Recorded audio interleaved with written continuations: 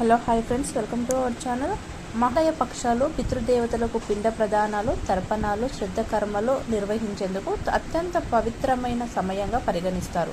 ఈ పక్షం రోజుల్లో శాస్త్రోక్తంగా నిర్వహించే తర్పణాల వల్ల పితృదేవతల ఆకలి తీరుతుందని చాలామంది నమ్ముతారు. ఎవరైతే తమ కుటుంబ పెద్దలను కోల్పోయి ఉంటారో వారంతా శ్రద్ధ విధులను ఆచరించాల్సి ఉంటుంది. తల్లిదండ్రులు ఇద్దరు లేనివారు మహాలయ పక్షంలో తప్పనిసరిగా పితృకర్మలు చేయాలి.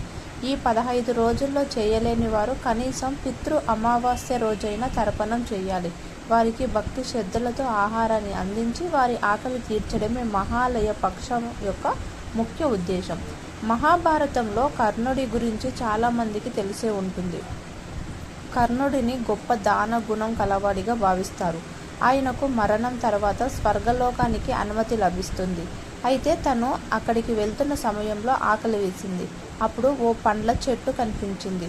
దానికి ఉన్న పండ్లను కోసి తినే సమయానికి అది బంగారంగా మారిపోయింది. అలా అన్ని పండ్లు బంగారంగానే మారిపోయాయి.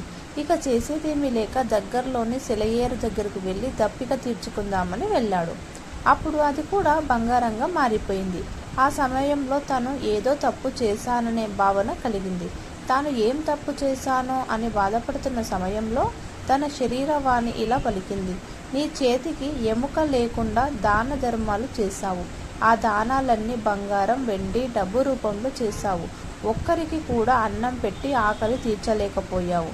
అందుకే నీకు ఈ దుస్థితి అంటూ వివరించింది.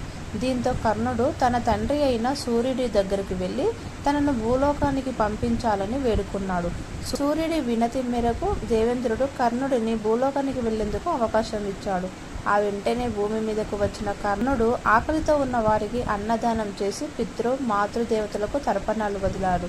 తను భూలోకానికి వచ్చిన రోజున భాద్రపద బహుళ పౌర్ణమి అనంతరం తిరిగి భాద్రపద అమావాస్య రోజున తిరిగి స్వర్గానికి చేరుకున్నాడు.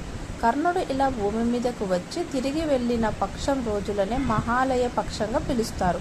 ఈ పక్షంలో చివరి రోజున మహాలయ అమావాస్యగా పరిగణిస్తారు. ఓకే ఫ్రెండ్స్, మరి ఈ వీడియో కనుక మీకు నచ్చినట్లయితే లైక్ చేయండి, షేర్ చేయండి. మరిన్ని లేటెస్ట్ అప్డేట్ కోసం మన ఛానల్ని సబ్స్క్రైబ్ చేసుకుని పక్కన ఉన్న బెల్ ఐకాన్ని క్లిక్ చేయండి. Thank you.